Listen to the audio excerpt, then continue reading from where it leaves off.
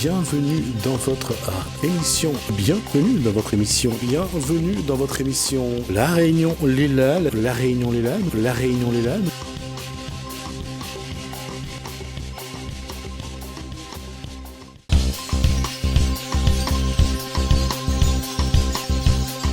Retour sur le plateau et cette fois-ci on va parler, et ça va être de nouveau un Cosmo réunionnais puisque nous sommes toujours avec Guy Roger qui nous a amené quelqu'un, c'est Cosmo réunionnais.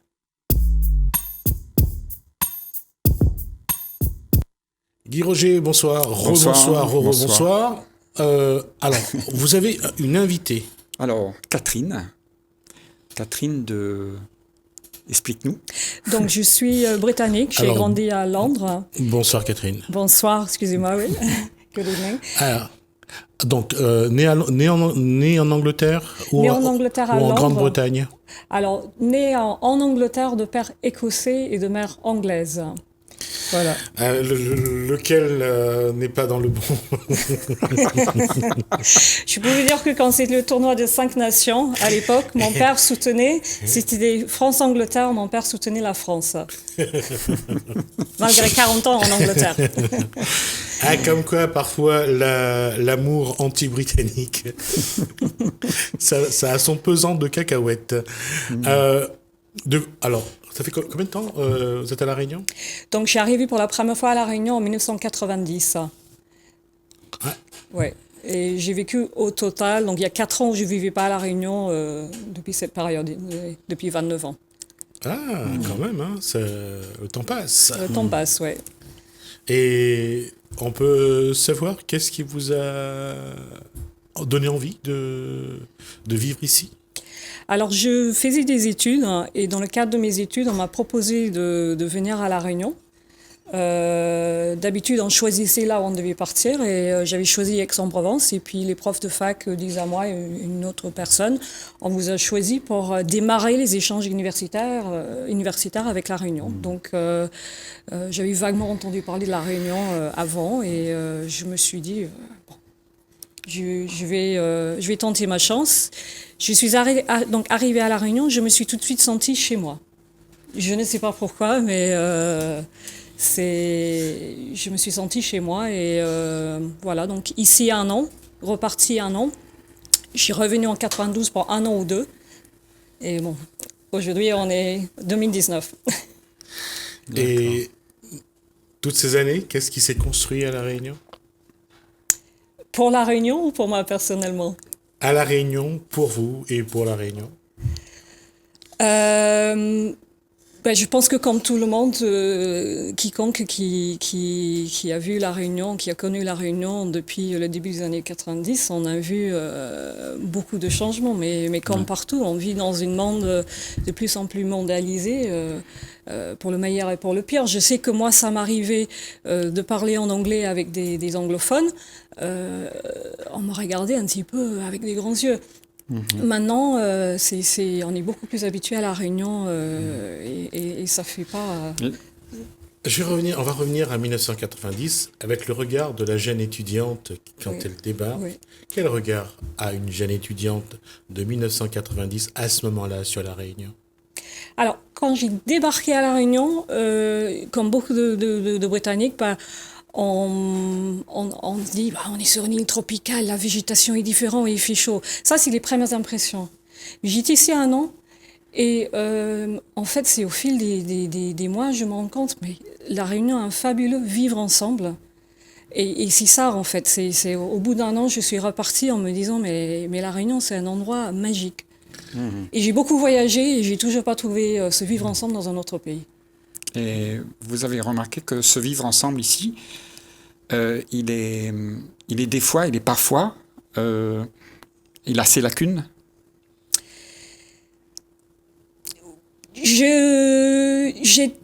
Des fois, je me dis que c'est mon côté pessimiste qui dit que oui, est-ce que c'est réellement ça? Est-ce que c'est en avançant en âge que... est-ce que ce vivre ensemble est en train de changer ou est-ce que c'est moi qui deviens plus pessimiste avec les années qui passent? Mais... Alors, on va parler de ce vivre ensemble dans votre regard. La question, c'est On vient de l'Angleterre, du continent, on est sur une île. Je veux dire, la montagne et la mer sont presque à côté. En 1 heure, on passe de l'un à l'autre sans aucun souci. Comment dans le regard de l'individu, comment on voit le monde? Parce que quand on le voit en Angleterre, c'est un monde différent. Quand on le regarde sur une île, c'est un autre regard. Qu'est-ce qui change? Je pense que même si on habite au milieu d'un continent, quelque part, on ne peut être sur une île. Ici, on est physiquement sur une île. Mais si on vit à Londres, on peut très bien être, entre guillemets, sur une île, figurativement. Il y a certaines mentalités insulaires qu'il peut avoir. C'est pas pour autant qu'on va voyager très facilement. Donc, il y a l'île physique, il y a l'île mentale. Alors, comment a grandi, comment s'est construit la jeune anglaise sur l'île de la Réunion? Qu'est-ce qui a changé? Bien sûr, l'environnement a évolué. Comment elle a grandi dans cet environnement insulaire? Je pense que comme toute personne, c'est difficile de faire la part entre les changements qui se seraient effectués de toute façon où que j'étais et les changements qui se sont effectués parce que j'étais à La Réunion. Mais je pense que vivre au sein d'une société tolérante, je pense que ça m'a appris à être plus tolérante déjà. Donc ça, c'est déjà une bonne chose. D'accord. Vous avez consulté des archives, vous avez su que l'histoire, la Réunion appartenait à un moment ou un autre aux Britanniques. Aux Britanniques. Après, il y a eu une restitution à la France. Vous vous dites que si ça avait été, si c'était resté britannique, ça aurait changé un peu les choses ou pas? Complètement. Il suffit de regarder l'île Maurice à côté, qui est restée britannique, qui est une île. Elle est relativement proche, l'île Maurice, mais on parle d'île cousine, non pas vraiment d'île sœur, parce qu'il y a quand même des similitudes et des différences. Bien sûr, des similitudes. Donc, ça reste des sœurs quand même, parce que c'est vrai pour les sœurs. Il y a des similitudes et des différences.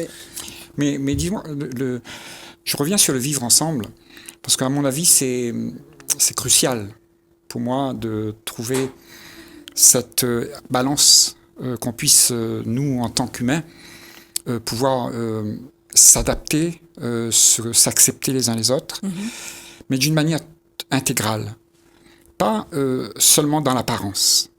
Parce que en apparence, tout va bien à La Réunion, mais au fond, on va dans n'importe quelle maison, chez les parents où il y a la maman, le papa, les enfants. L'enfant, il est avec son téléphone, la maman, elle est avec ses problèmes, le papa, il est avec ses problèmes. On ne vit pas ensemble. On vit sous le même toit, mais on n'est pas vraiment ensemble. On est chacun dans son petit monde. Moi, je parle de vivre ensemble où il y a un monde qui devient commun à nous, les humains. Tu vois, qu'on puisse venir et s'apporter à tous le meilleur de soi, sans que ça blesse, en dépassant toutes les sortes de différences qu'on a entre nous. Et parce que tout ça s'est installé au fil du temps. Alors on pense que c'est ça la vie. Peut-être que je dis vraiment vivre ensemble, c'est peut-être autre chose. Et c'est vrai que dans le monde, on vit très mal. On va dans des pays où il y a beaucoup d'indifférence les uns envers les autres. Les gens meurent de faim, tout le monde s'en fout. Hein. Ici, peut-être qu'on a plus de proximité entre nous, et donc on a plus cette tendance avec le soleil qui brille, tout ça, on a plus tendance à vouloir être en face de l'autre et se parler. Mais est-ce que vraiment c'est ça? Est-ce qu'on n'a pas accepté quelque chose qui est médiocre? Parce que la vraie rencontre entre nous, les humains, est-ce que c'est ça, d'après vous? Est-ce que c'est quoi? Est-ce que c'est ça, vivre ensemble? C'est cette notion d'être bien dans toutes les religions sont en accord ensemble, tout le monde vit sur la petite île, tout le monde se parle, tout le monde sourit les uns les autres. Est-ce que c'est ça, vivre ensemble? Ou bien c'est une apparence du vivre ensemble? Je pense pas que c'est une apparence du vivre ensemble, mais je pense que le vivre ensemble va au-delà. On en parle souvent en termes de religion. Il y a quelques années, je ne sais pas si vous avez vu le documentaire de Reza. Dont j'oublie le nom, mais c'est sur le vivre ensemble de la Réunion. Ce documentaire qui s'est concentré uniquement sur le vivre ensemble religieux. Or que le vivre ensemble va au-delà des religions. Bien sûr, bien sûr. Donc, et je pense que surtout, en fait, on a peur de ce qu'on ne connaît pas. Comme à la Réunion, on se côtoie, on n'a pas peur d'autres religions, d'autres cultures, d'autres ethnies, on se côtoie. Et je pense que ça c'est très important parce qu'on n'a pas peur de ce qu'on connaît. Oui, mais voilà, c'est pas que je suis pas en train de dire qu'on vit mal à la Réunion, hein. Au contraire, justement par rapport à Paris, quand on va à Paris où tout le monde court, on n'a pas ce phénomène ici. Ce phénomène, il est là aussi, il est là.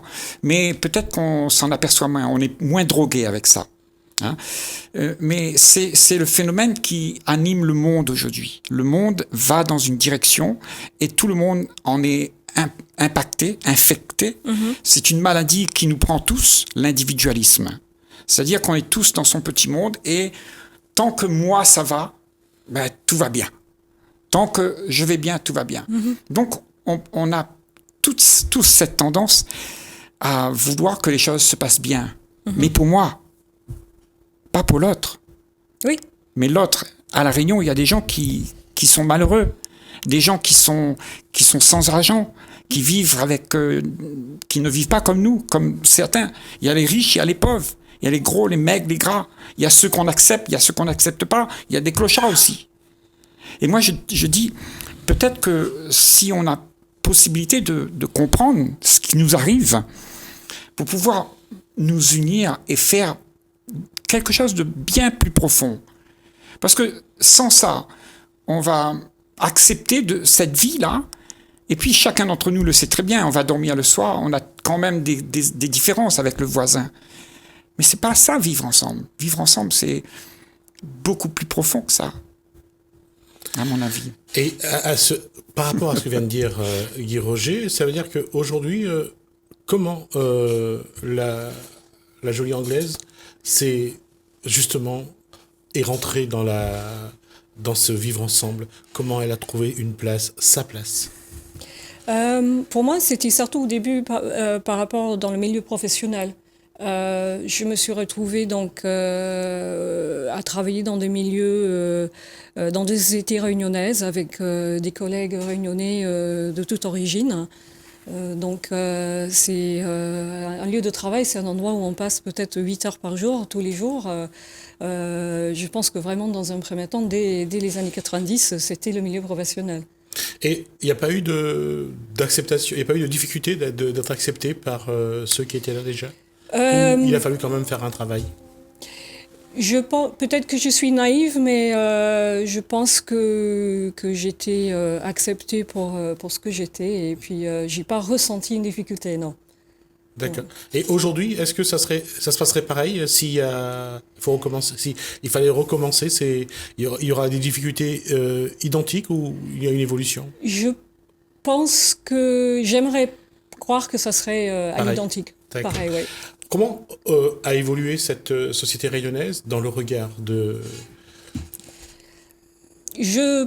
La société s'est mondialisée, donc on est tous plus connectés, on est connectés au monde extérieur. Ceci dit, que ça soit en 1990 ou en 2019, vu de l'extérieur, beaucoup de gens ne connaissent pas la Réunion.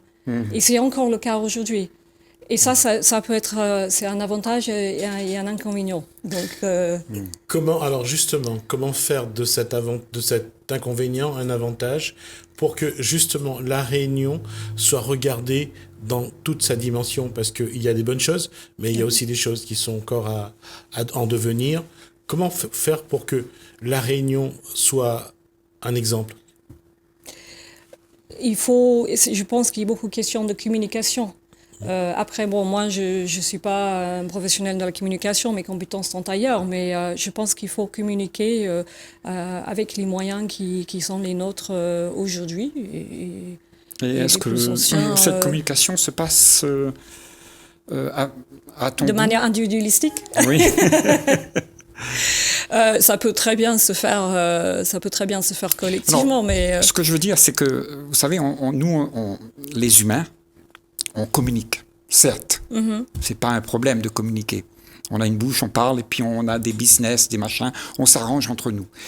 Le problème, c'est que il y a dans cette communication-là un acharnement à un intérêt personnel. Okay? Donc, quand on côtoie quelqu'un, c'est jamais gratuit. C'est rare que c'est gratuit. Parce qu'aujourd'hui, dans notre société, dans la société occidentale et pratiquement dans tout le monde, on dit « je t'aime ». Mais est-ce qu'on est vraiment en train de dire « je t'aime » ? Ou bien on est en train de dire « écoute chérie, viens avec moi parce que je fais pitié, et si tu viens, je serai content parce que je me sentirai bien, et tu vois, tu vas m'apporter quelque chose. » Tu n'es pas en train de dire à l'autre que tu l'aimes. Tu es en train de te dire « donne-moi quelque chose, donne-moi de l'amour ». Et peut-être que tout cet affairement dans le monde de vouloir être aimé, de vouloir être bien, nous leurre de la vie qui existe. Parce que là, on ne vit pas la vie. On vit la vie que quelqu'un va nous donner, ou quelqu'un va nous procurer, le plaisir qu'on aura de l'autre. Mais la vie, c'est d'être vrai, d'être vivant, de faire en sorte que toi, tu sois acteur de la vie. Aujourd'hui, je pense que on doit sortir de l'individualisme pour pouvoir se rencontrer en dehors de chacune de nos bulles. Parce que dans nos bulles, c'est très difficile de se rencontrer parce qu'on est isolé, chacun a son petit monde. Et justement, pour quelqu'un, quand on arrive sur une île comme la Réunion, qui est un peuple très pluriel, comment on s'adapte? Comment tout a été mis en place pour que ça se passe bien, pour que vous soyez bien accueillis, pour que les relations, la communication se passe correctement? J'ai débarqué avec j'avais fait des années de français à l'école, mais c'est un peu comme les Français qui apprennent l'anglais à l'école. C'est pas pour autant qu'on est capable de parler la langue en arrivant. Donc, j'arrivais avec de quoi me débrouiller en français. Donc, au bout d'un an, je parlais couramment. Donc déjà, d'un point de vue linguistique, ça aide de pouvoir communiquer. Après, donc, quand je suis arrivée à La Réunion, d'un point de vue universitaire, c'était assez difficile parce qu'ils n'étaient pas encore habitués. C'était la deuxième année seulement où il y avait des étudiants étrangers. Et l'accueil, en fait, s'est fait de façon plus indirecte avec d'autres étudiants à l'université et notamment au Crous. Et c'est comme ça que j'ai commencé à m'intégrer à La Réunion et que je rencontrais des Réunionnais de toutes horizons, des amis de l'océan Indien, de plein de pays différents. Donc, ça fait presque 30 ans, bientôt? Oui. Ça fait plus de la moitié d'une vie. Tout à fait. Alors aujourd'hui, si vous devez faire un point, de savoir ce que cette île a apporté dans la construction de votre vie, qu'est-ce que vous diriez? Quel constat feriez-vous? Je dirais que je suis devenue une réunionnaise d'adoption, que La Réunion m'a beaucoup apporté à tous les niveaux. Et j'aimerais de ma façon rendre un petit peu à La Réunion tout ce que La Réunion m'a apporté. Et aussi, ce que vous avez apporté à vos proches, parce que maintenant, je pense que toute votre famille ont appris à connaître La Réunion. Tout à fait, ouais. Vous avez fait découvrir des choses, hein, le fameux rougail saucisse, le fameux zambocal, ça fait partie des choses qu'on échange. Et puis, de toute façon, vos parents sont venus à La Réunion, je suppose également. Tout à fait, oui. Je veux dire, quel lien La Réunion peut créer entre un pays continental d'Europe et pour mettre en place des bases solides d'échange, des bases solides d'amitié, qu'est-ce qu'il faudrait faire pour que ça devienne vraiment, j'allais dire, des échanges? Mais je pense que ça revient un peu à ce que je disais tout à l'heure. On n'a pas peur de ce qu'on connaît. C'est pas qu'on doit pas avoir peur, qu'on doit avoir peur de la réunion, mais je veux dire, quand on connaît quelque chose, quand on arrive à appréhender quelque chose, c'est là on peut apprendre à le connaître et ça passe par la communication. Et la communication, ça peut être des coups de fil, tout et rien. Je pense que quand on parle avec le cœur, oui. Quand on est heureux dans sa peau, oui. Quand la vie se passe oui. tellement bien, on a des gens qui nous entourent et qu'on arrive à les aimer, à les accepter, on parle avec son cœur. Et je crois que ça, c'est un langage mondial. Oui. Qu'on aille à La Réunion, qu'on aille à Paris, qu'on aille n'importe où. Et je crois que c'est ce qui manque peut-être dans nos langages, parce que nos langages sont épris d'intérêt. Et quand il y a l'intérêt, c'est pas le cœur qui parle, c'est la tête qui parle. Et c'est créer cette communication entre nous qui vient du cœur. Mm-hmm. Tu vois, parce que là, on pourra vraiment s'entendre. Tu vois. Aujourd'hui, la vie, elle est comment vous êtes mariés, vous avez des enfants, comment vous avez évolué? Enfin, vous m'excusez si je suis un peu indiscret dans la façon de poser la question, mais comment vous êtes installé sur cette île? Donc, quand je suis revenue à La Réunion en 92, je me suis dit, je vais être prof d'anglais, etc. Au bout de 2 ans, j'ai commencé à travailler quand même dans une société privée. J'ai passé 15 ans en entreprise. Entre-temps, je me suis mariée. J'ai vécu 3 ans en Corée du Sud, à Séoul. Et en revenant, je me suis installée à mon compte comme traductrice professionnelle. Et donc, c'est le métier que j'exerce depuis 8 ans. Donc, vous êtes traductrice. Alors, si jamais on a besoin de vous, comment on peut vous joindre? Donc, smarttranslate.info, c'est le site internet.